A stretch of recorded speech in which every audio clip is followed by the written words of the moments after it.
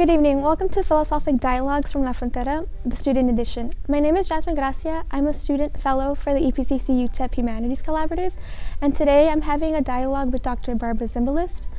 Dr. Barbara Zimbalist is a medievalist specializing in the vernacular religious literature of England, France, and the Low Countries. She received her Ph.D. from the University of California, Davis in May of 2013. She has published articles and book chapters on Middle English devotional literature and Anglo-Norman saints' lives. In addition to her primary research interests in high and late medieval religious cultures, she also pursues research in manuscript studies and book history and intersection of critical theory and medieval studies. She recently published a book this spring titled The Translation of Christ in the Middle Ages, which focuses on women's visionary text and their roles within medieval discourse, authorship, reading, and devotion. Hi, Dr. Zimbalist. Thank you for coming. Okay. Thank you for having me. I'm really excited to have a conversation. I hope you like my questions. Okay. Yeah. So first question is, as a higher institute educator, has there been a hindrance in the physical structure of the classroom that you've learned to overcome? And what environmental challenges as an educator have you experienced? That is such a good question. Well, first of all, I just want to say thank you again for inviting me, Jasmine. It's always fun to talk with you, and I'm really pleased that we're going to get a chance to talk about teaching today, because that's one of the ways in which I know you, and it's been really nice to have you as a repeat student in my class. Yeah, and so also next semester. Yeah, so I feel like we have like a shared background now, and so I know your questions are coming from a place of experience as well as of curiosity. So I would say a challenge that I have found in the physical layout of just really of the classroom is that sometimes I will be given classrooms like the one we were in this semester, where the desks are completely immovable, right? And people kind of tend to get stuck because of the physical layout of a class. And in a way, what I'm talking about is really kind of a bigger kind of meta-stuckness, not just that they come in and they sit at the same desk every day, but that as a result of coming in and sitting at the same desk every day, they tend to kind of gravitate toward talking to the same people every day, or having like the same habits throughout the class every day. And then people can kind of get into a rut, which it's prompted by a physical, like environmental situation, but then it can become a little bit intellectual or even a little bit behavioral in the way that you interact with the class and your classmates. So one of the ways that I have occasionally tried to change that is, I think because they're college students, sometimes, our students, they kind of get into their mode and they think that they're just going to do that. So I kind of remind them that no matter what level we're at, like we're in a classroom that requires you to engage. And so I've literally, I've numbered people off. I've made them get up and move around. I do a lot of making students get up out of their seats and come up and write their own work on the board so that we can discuss it as a group. Because I find that you move the body, you move the mind, right, and vice versa. So you have to be able to get people out of their comfort zone to achieve any kind of good conversation and learning. With the group element, since you said you kind of move students around and number them off, have you seen a different production of the work, and can you kind of pinpoint the students' thought process in the work when they move around different groups, because they're not stuck to a same group? Absolutely. So I find I usually start doing that about a third of the way into the semester, when people have gotten comfortable where they are and they tend to work with the same people. And then I'll observe that in the same little groups that form every time, the same person will always be doing the writing, the same person will be doing kind of the majority maybe of the legwork for whatever the set of questions is that day or the bigger assignment. So when I force people to switch it up and work with people they don't know, then suddenly they may take on a different role in the group, or be forced to, once again get out of their comfort zone, be the person who volunteers to say something, because maybe suddenly you were the shy person in your old group and now everyone else in your new group is shyer than you, and you have to speak, or the other way around, right? Suddenly other people have a lot more to say than you, and you have to figure out how to balance that conversation. So I think all those kinds of their physical features of the space we learn and have conversations in, it affects the way that we learn, and then we have to respond back to that. So, yeah. Yeah, I kind of, I've always wondered, if when you move it around the students, if you can see, their mental processes kind of, shifting and stuff like that. You kind of already answered this question, but it says, as an educator, have you seen a pattern of students who choose to sit at the front versus the back, and the participation? And how does seating arrangements kind of create stereotypes for you, and what to expect from students? 100%. So it is often the case that people who sit at the back, for whatever reason, are not big talkers in class. They may be shy. They may have, I've had students that have, had a speech impediment, say, and are really uncomfortable talking in class. And then the stereotype, of course, is that those in the front are going to be raising their hand and have a lot to say, and that's, often the case. But then there's also other reasons that people might sit in the front, like maybe they don't see very well and they want to see the board, right? I've actually had students say, I'm sitting in the front, but it's really because of my glasses, and I hope you don't call me all the time. Or so that's one of the reasons that I try to have so much group work in my classes, because I don't want people to get too comfortable always being in one place, although people do tend to gravitate. I've also tried this semester, you may remember at the very beginning of the term, I tried the index card method, right? Which was, had everybody write their name on a card, and then instead of calling people just, from wherever I could see them in the room, I would literally just go through my list. I was flipping through the index cards and I just went person by person. I don't see you doing that. I stopped doing about halfway through, okay. because then I had learned everyone's names, and by that time everyone knew it didn't matter where they sat. I was going to call on you. But yeah, people get a little too comfortable based on where they are, because they think, I won't be called on until halfway through, or, if I say something, in the first part of the class, I won't get called on again. And I think it's really good to just shake up those expectations, because you learn best when you're actively thinking ahead, because, you may be called on at any moment.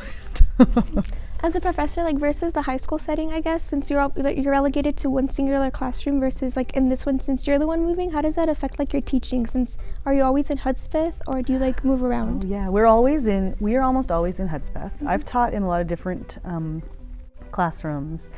For my big undergraduate classes, big in the sense of, for the English department, our biggest class is 36. So of course that's very different than psychology, where they have 250-person lectures, right, in Psych 101. But I love that we have, even our bigger classes have a cap that allow a group discussion, right? So, I teach either in kind of our biggest room 100, which has some stadium seating, which I actually really love that room, because people are on a slant like this, I can see everybody and I can see who's on their phone, or I can call on people that are doodling.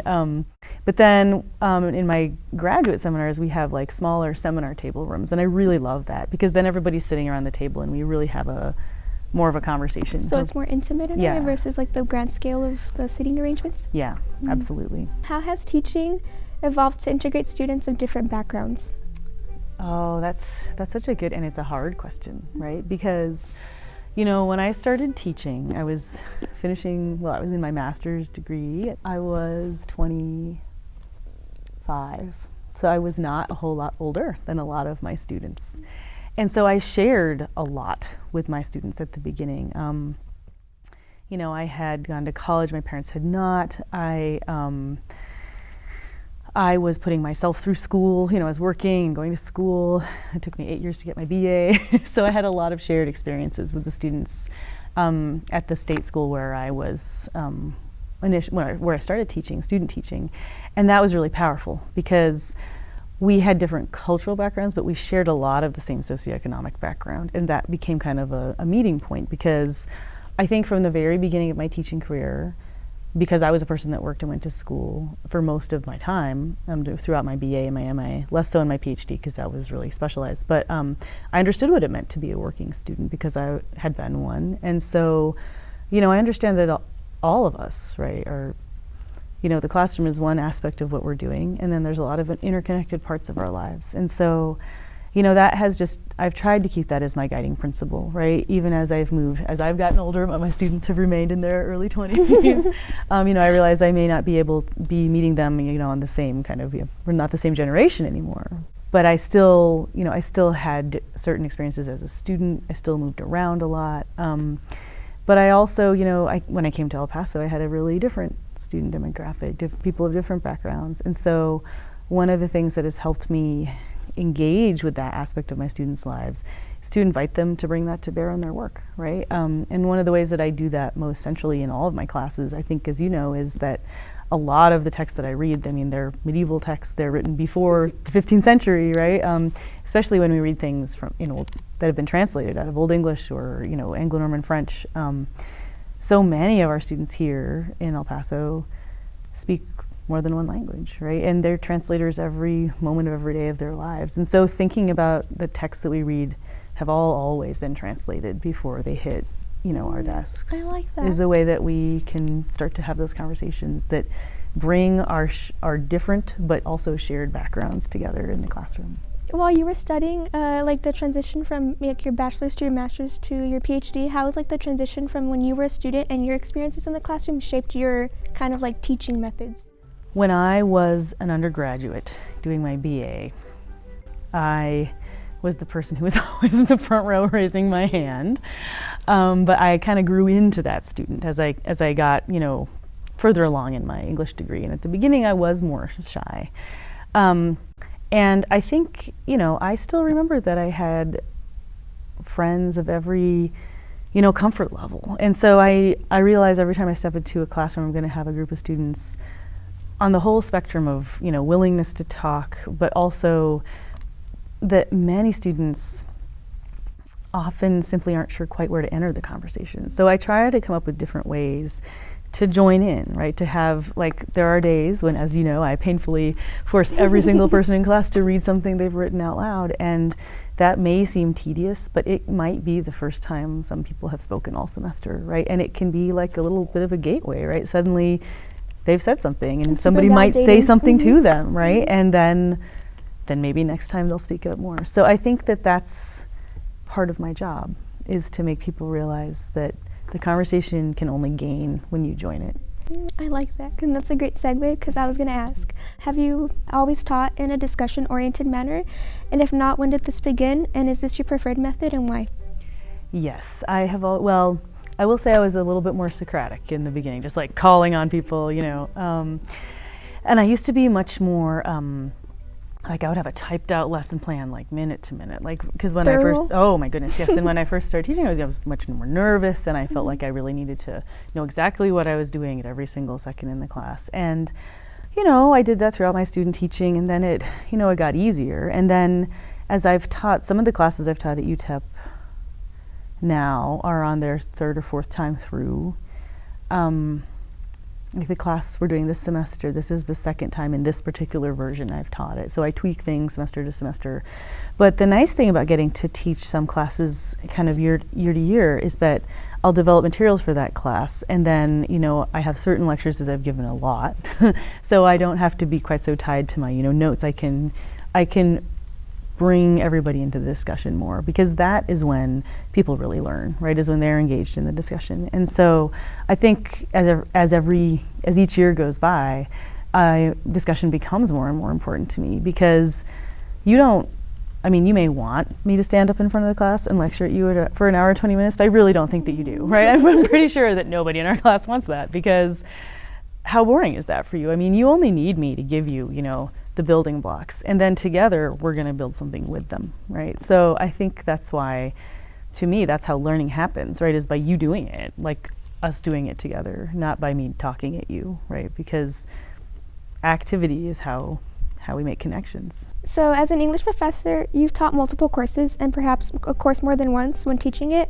Has there been an expectation when entering the dialogue, or have students always interpreted things differently? And what's it like entering dialogue as an English courses versus other courses that you think? That's a good question. I guess I'll start with the multiple course part of that question. So there are some classes that I have taught almost every year that I've been at UTEP, like Chaucer, which is a single author class. And that class has evolved over the years. I've kind of taken out some texts, kept some in. But, it's really a Canterbury Tales class.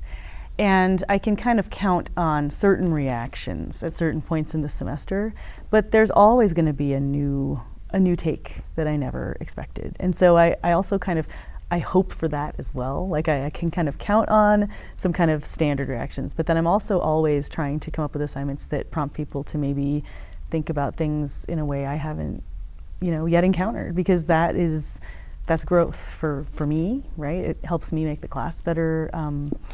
And, every year that goes by, Chaucer is, somewhat known in general culture. And so people are going to have different reactions, right? They're going to have thoughts about it. So I think that can only enrich the conversation. Like literary studies versus, say, history or or music, or art, or engineering, yeah. I think that what it really all comes down to for us in literary studies is the text, right? That's what brings us together. We're readers. We are a community of readers and interpreters. We're a textual community, to use a critical phrase from medieval studies, right? The people who come together around any particular given text at a particular moment in time. And so all of our discussions are going to be based off of, in response to, pushing back against, challenging, questioning the text that is the shared object of our study. And the really wonderful thing about that is that it's interpretive, right? Your reaction to any text is going to be connected to, but not the same as mine. And that goes for every other person in the classroom, and yet we're all reading the same text. And that shared experience of subjectivity and interpretation as an activity in common, but that nevertheless yields a different understanding for everybody, is the magic, right, of literature, of texts, of books, of why we're readers, right? It brings us together. Why choose medieval studies then? Oh, yes, because that is a group or a time period of literature that most of my students haven't really encountered much before, right? In their literary studies, in their wider journey of reading. And so if I can introduce them to something new that they haven't read, and then by extension a time period, a culture, a type of literature that is new and exciting, then all the better. So I think, and to me, I was always really fascinated by history, and was always really interested in issues of gender and authorship, and so those things came together for me. What challenges as an educator did you anticipate when engaging in dialogue, and what has been unexpected? Ooh, I think my biggest fear was always that no one would talk, right? That I'd get into the classroom and I'd say something that I talk about something that I think is really interesting, and then just like total crickets, right? And that is a challenge, right? There have been moments where those fears were realized, right? And in fact, I was really excited to share, X poem or whatever, or whatever the case may be, and people just didn't really take to it, or hadn't done the reading, or were not excited about it that day. Or in my British Literature Survey class, I always have a day where we read like dirty poems, right? Full of like sex and, I remember. Yes, the disappointment and yes, yeah, well, we don't need to get into it, right? Yes, but really graphic poems from the 17th century that people can hardly believe, how detailed they are. And so that can be a real challenge in it. Depending on the class, sometimes people just cannot wait to get into talking about the dirty poems, and other times it's just like, nobody's going to talk. Yeah.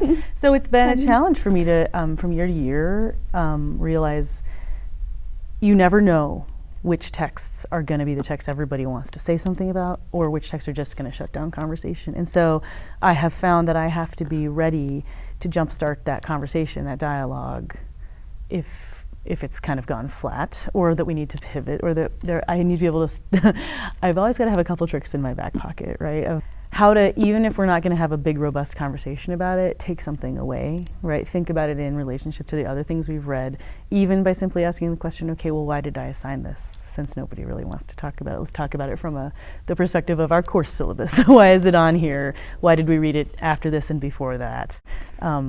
Was it because of the author? Was it the content? What is it that I want you to see? What do I want you to get out of this today? So sometimes we have to approach it from that point of view as well. So I think dialogue can be on the level of the text, but it can also be on the level of our pedagogical goals together, our learning outcomes, right? What we want to get out of having this class session on this text in this class this semester, in this class, which is about British literature to 1485 or women in literature or whatever it may be. Yeah. How has your engagement with those texts kind of changed versus when you were reading it as a student? Yeah, teaching something changes it for you, right? Because I've realized that, so in my book, I have it's 5 chapters, and each chapter really goes in depth into like particular texts. So like Marjorie Kemp, which we read, I have a whole chapter on Marjorie Kemp, right? Far more, I'm going to say, in my own work, my own scholarship, or when I was reading it as a student, like line by line, I could say something about that text. But that's not how anybody reads a text for the first time. And in all of my classes, I have to remember that I'm introducing my students to a topic, to a text they may never have encountered before, and they need to understand what this is, why on earth are we reading it, and what are the things that I need to look for. So I think that my job is to give you a roadmap, right, to older literature, right, and show you what that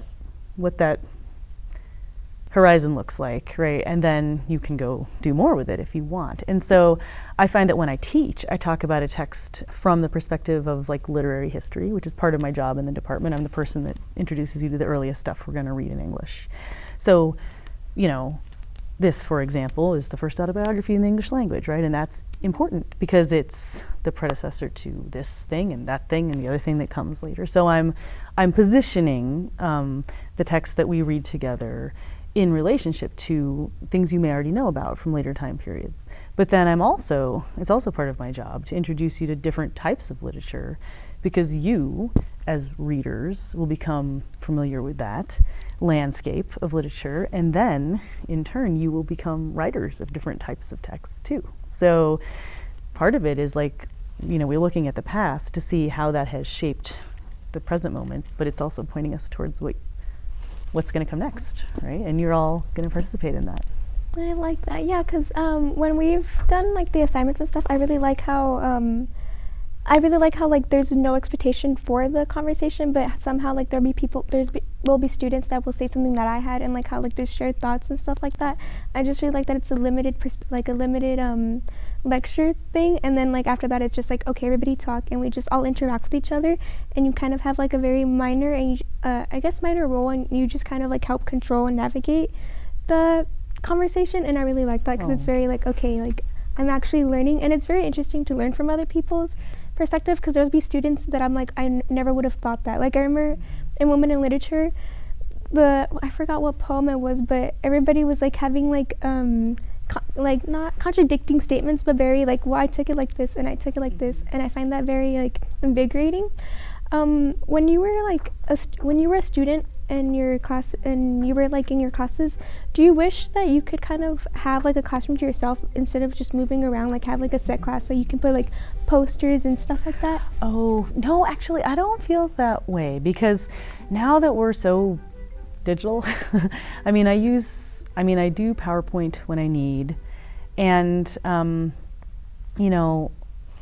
for me, the classroom is the text, right? So it doesn't really matter, the physical parameters. What matters is that we've all read and we're all talking about the same thing that day. So yeah, I guess I don't worry about that so much now. Yeah. In terms of literature, does structure really matter when kind of engaging with literature? You mean structure of like physical structure? School, because you said, do you mean like that it can kind of be, it's regardless of where it's at, can it still be consumed the same way? Well, that's a trickier question. And so, I've had experimental days of taking my class outside, say, or of course during COVID we were all online, not the way I learned to teach, right, and not the way I'm used to teaching. And so I actually think that I do appreciate like a classroom setting. It doesn't have to be the same classroom, it doesn't have to be the same style of classroom.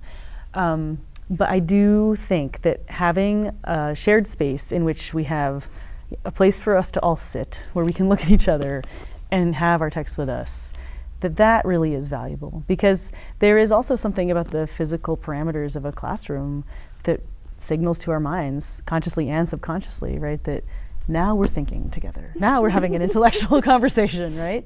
Whether that's good or bad, that's the nature of institutional physical formats of places of learning. And so I think it has power. Do you think, does it matter if it's a physical book or like a digital copy? Oh, no, that's not a silly question. That's a hugely important question, especially for me, because, my goodness, I went to college, like there were no ebooks when I went to college, right? And so I remember, sometimes I would even check books out of the library because they were expensive, or, return them at the end, whatever. But now, right, but you had to come with your book to class, and I'll just never forget, like, sitting there as an undergraduate, like everybody flipping to the page, reading it on the page together. There's a power in that. We're sharing that moment of a physical action that is also an intellectual process. And that is a hugely powerful unifying moment of shared intellectual community. And so I'm really torn about whether to allow, not allow, ebooks in my classes. I allow them. to me, what matters most is that you've got the text, you've read the same text that the classmates have read, and that we can come to class prepared to talk about it and have that shared community of inquiry.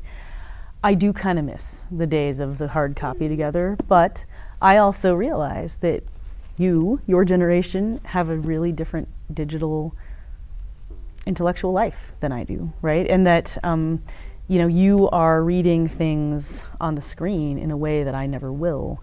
And that, who's to say that that's better or worse, right? You have a deeper relationship with that. So I've let go a little bit of my skepticism of it. And in recent semesters, I've said, it doesn't matter as long as you've done the reading, because ultimately that's what matters, right? Like, whether we're flipping through it together or scrolling together, we have something to say about the same text that meant something different and in a kind of variable way, which raises questions for us, which we are going to have shared humanistic inquiry about. And so I think that's what matters most. Thank you, Dr. Zimbalist. You're very welcome. It was a pleasure. This has been Philosophic Dialogues from La Frontera, the student edition. My name is Jasmine Gracia. Please join us next time.